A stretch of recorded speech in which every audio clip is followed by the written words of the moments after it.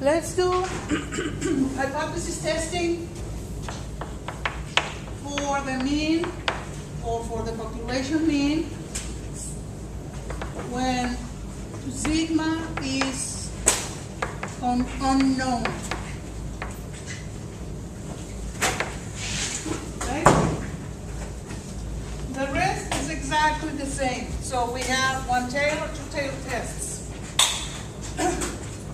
The only that is different is the test value that your book calls it T of x bar, and that is equal to x bar minus mu from h0 divided by s over square root of n.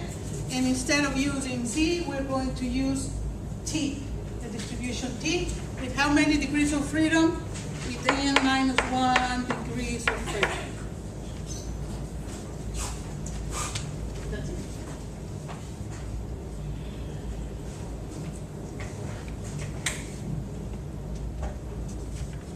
That's it. So let's do a problem. It's problem 917. Guys, really, it's the only thing that you need to know is that for hypothesis testing when mu is not known.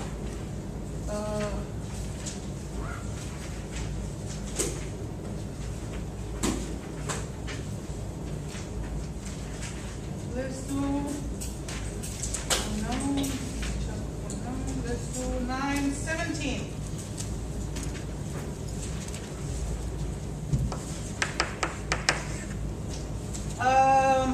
Suppose the average size of a new house built in a certain county in 2006 was 2,272 square feet.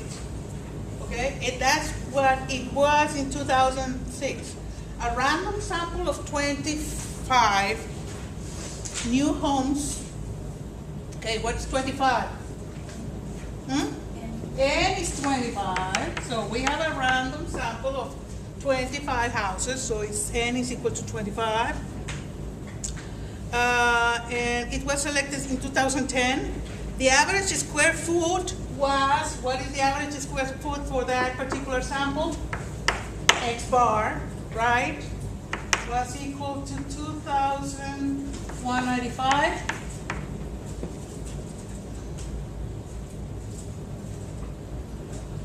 Okay, using alpha is equal to 0.02. Does this sample provide enough evidence to conclude that the average house size of a new home in a county has changed since 2006? Gives you the sample standard deviation. What? Under the very last sentence. Oh, yes, I'm sorry. The sample standard deviation S is equal to what?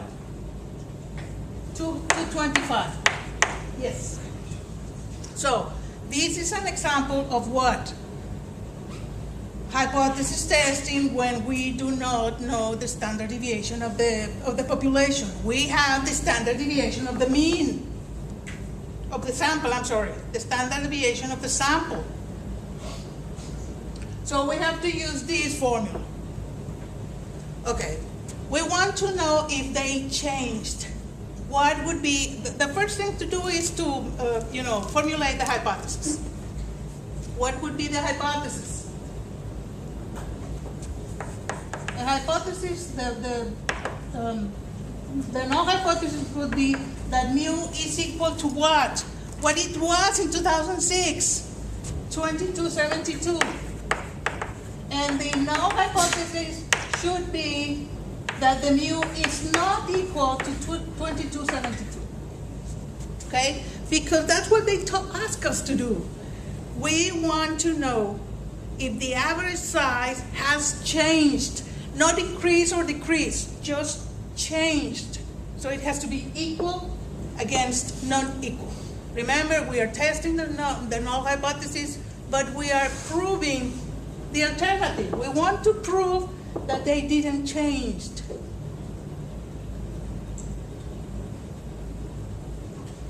Okay? That's the problem. How you solve that problem? Very easy. Is this a two-tail or one-tail test? Equal, not equal? It's a two-tail test. It's a two-tail test. And of course, each one of them is alpha divided by 2, and alpha is 0.02, so this has to be 0.01, and this has to be 0.01. Okay? Now, what are the critical values? The critical values has to come from the t distribution. They have to come from the t distribution. How many degrees of freedom from the t distribution? N minus 1. N minus 1 degrees of freedom. So it has to be 24 degrees of freedom. So you go to the T table, go into the 24 degrees of freedom. What is the area, or what is the one tail or two tails? I mean, this guy in your book, the author of your book, tried to make it simple. We have two tails, and the alpha is equal to 0.02, and that is the one previous to the last column. Go to the 24, and you're going to find 2.492. That is my critical values, 2.492. This is 2.492, and this is negative 2.492. Again, the t distribution is a symmetrical distribution with mean equal to 0, so the critical values in this example is positive and negative 2.492. Somebody has a problem trying to find out why the 2.492. How did you get the 2.492? I mean, how did you look it up on the page? You look at the table when it says degrees of freedom equal to 24, right? And then alpha in a two-tail is 0.02, and that is it. Yes? Your alpha is 0.02, and then you separate it into the two tails. Why would you not use the 0.01? It's exactly the same. In one tail you have 1.01, in two tails 0.02. Look at the one tail row is 0.01. Look at the two tails is 0.02. Sorry. So, yeah, I mean, this is, I guess, the author wants to give us an easier way to read the t-table. But what you need to know is that in each one of the areas or the tails, we have 0.01. Okay? So that is why 2.492. Okay. Now, and these are the critical values, and the rest is easy. You just use the test value that is called the t of x bar is equal to x bar minus mu from the null hypothesis divided by s over square root of n, and that is equal to 2195 minus 2272 divided by 225 over square root of 25, and that is equal to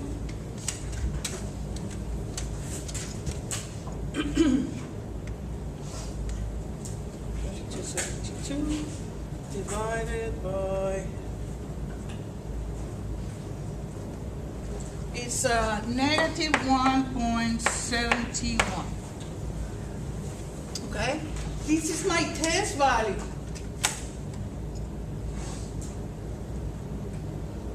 Remember, the rejection zones are this one over here. This is the rejection zone, and this is rejection zone, and this is do not reject zone.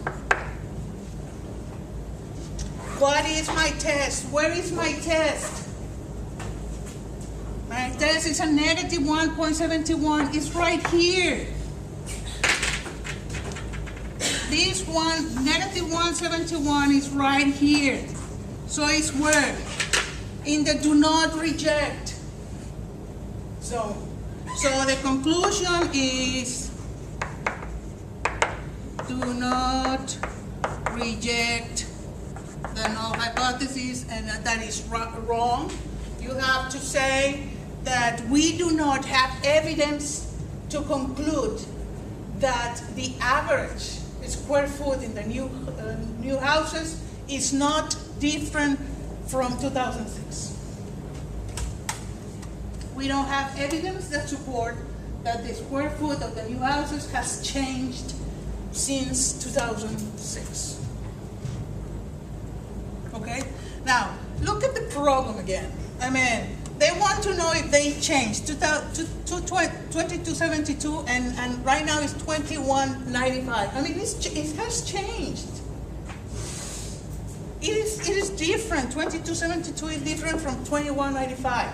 But we have statistical evidence that support the fact that they are different.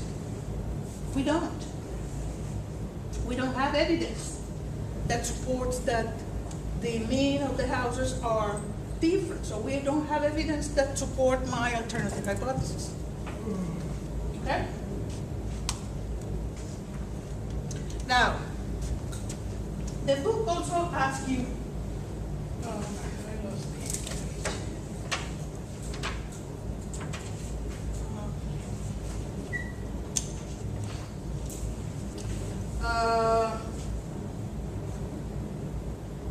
the p-value. What is the p-value? Okay, what is the p-value? The p-value is the probability that my t is, this is my p-value, and because this is a 2 tails times 2. Okay? The p-value is the probability that the t is less than negative 1.71, and if you look at the tables, you're not going to be possible to detect that, okay? Because the tables do not give you the exact p-value, but you can use your calculator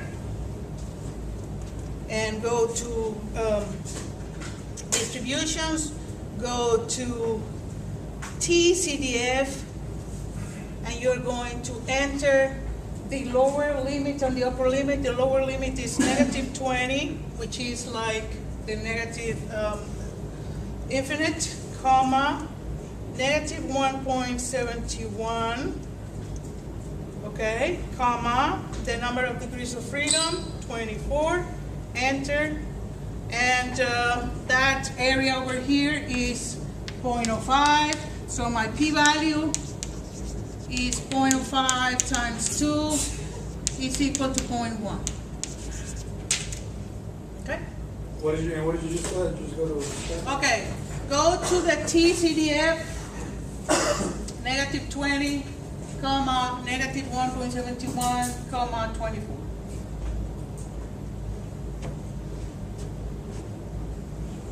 That gives you 0.05 times 2, 0.1. So my p-value is 0.1. Is 0.1 greater than 0.02? Is the p-value greater than my alpha? If it is, we fail to reject. So the same conclusion. Don't look at me with this, with the eyes that you don't know what I'm saying.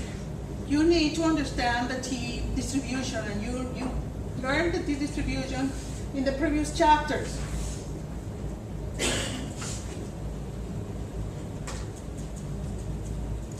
So my p-value is greater than my alpha, so I conclude that I do not reject. So we have exactly the same conclusion. No matter what approach you use, the p-value approach or the critical value approach, if you do it correctly, doesn't matter what approach you use. In the test and in the class, in the test that you're going to have in class, I'm not going to ask you the p-value, or I'm going to ask you, I mean, you can choose the approach that you want to use to test it.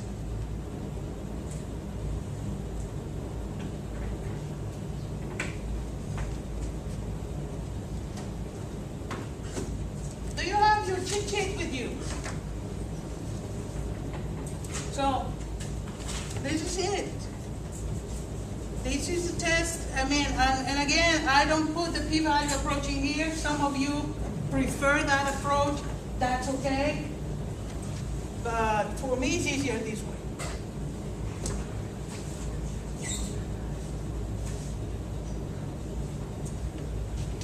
Okay?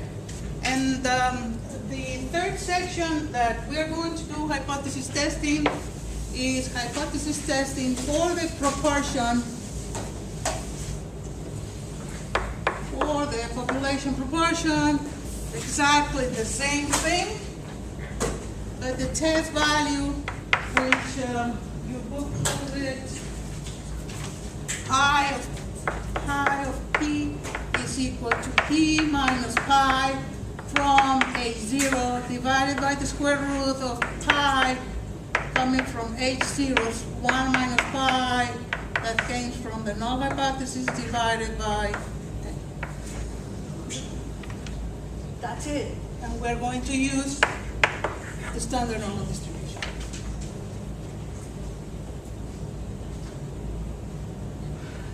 Okay?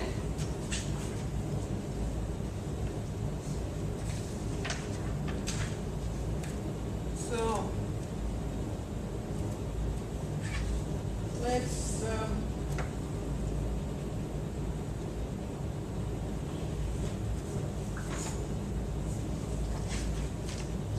do problem 927.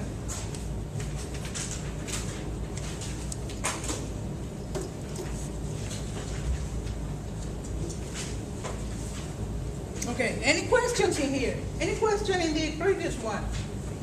I mean, it's exactly the same that we have done. The only difference is that we have to use the t distribution, and instead of using alpha, sigma, we use s. Okay, so let's do 27.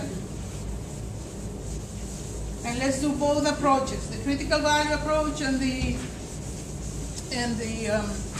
p-value approach. 927.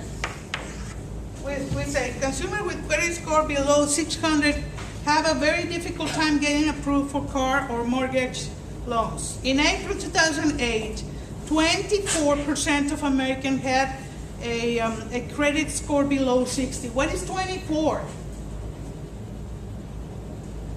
Is the proportion from the population. They said in April, Americans had a credit score below 600. So this is the value of the proportion of the population. American had a score or 24%. I mean, this is pi. This is the population proportion.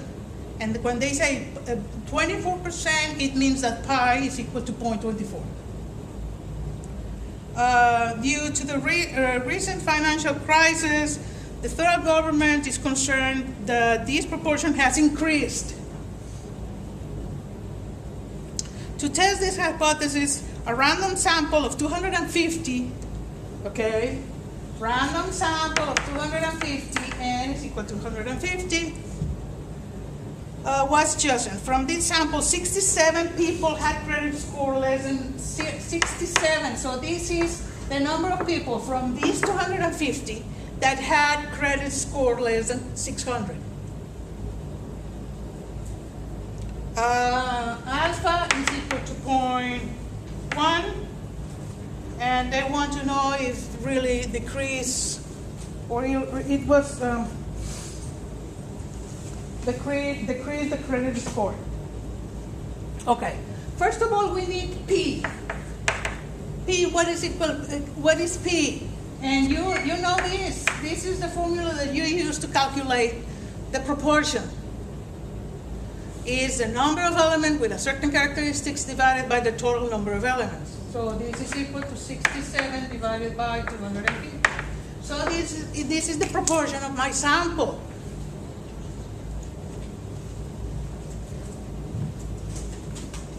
Okay? Sometimes the problems give you the proportion of the sample. Sometimes the problems give you the number of elements out of a total. So you have to compute that. 67 divided by 250. And that is 0.268.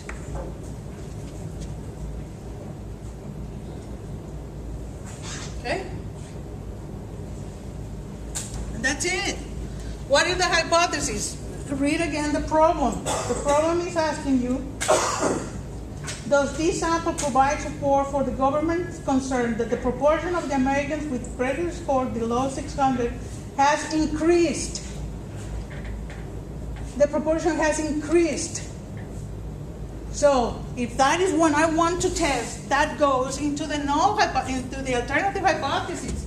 So the alternative hypothesis is that pi is greater than 0.24 against the null hypothesis that said that pi is less or equal than 0.22. You see? The government wants to know if that increased. And you can see over here that it has increased from 0.24 to 0.26, but we have supportive evidence that say that we have a statistical evidence that supports that real increase.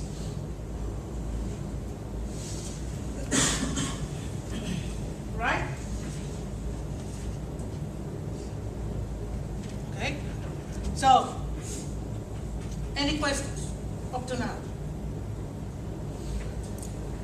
The hypothesis is already formulated. We have alpha, we have everything in here. What we need to know is if this is a two-tail or one-tail test. One-tail test, upper or lower? Upper tail or lower tail?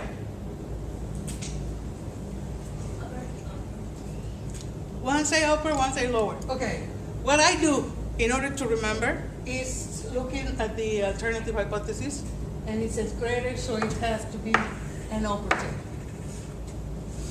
You see? So that's a tip. I mean, I don't know if that is right or not, but look at the cheat sheet, and the cheat sheet tells you that it is an upper tail. Okay? Is there any problem there? Everything right? Leslie? Christina? Everything okay? Okay. Good.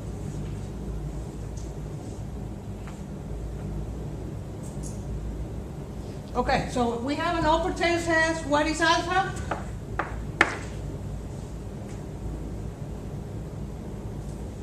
What is alpha? Christina? 0.1, exactly. So we have 0.1 over here. What is my critical value? This is a zeta. This is a standard normal distribution. Look at the cheat sheet or the table that is in your chapter.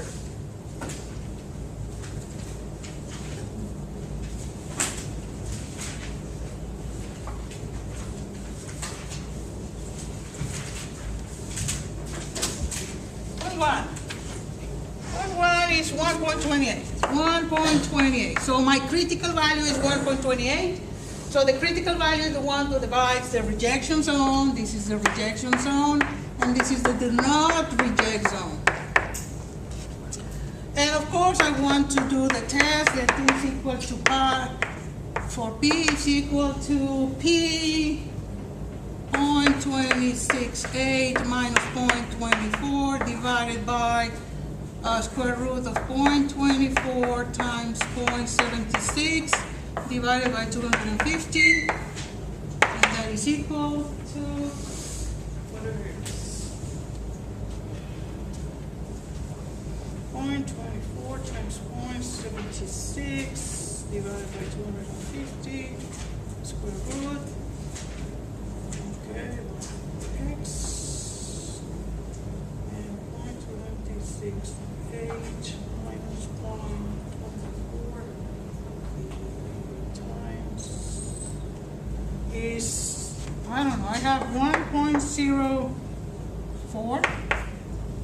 Does it right? It is right? I don't know.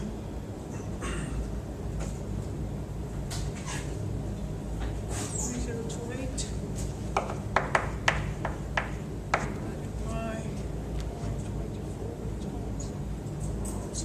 6 divided to 50 square root.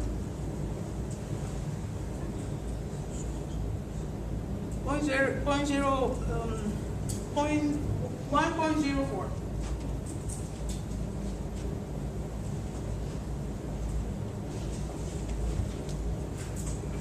Okay? Where is that? Where is that located in my graph? Over here. This 1.04 is over here. So it's in the do not reject. So we do not reject. We don't have conclusive evidence that supports that the proportion has increased.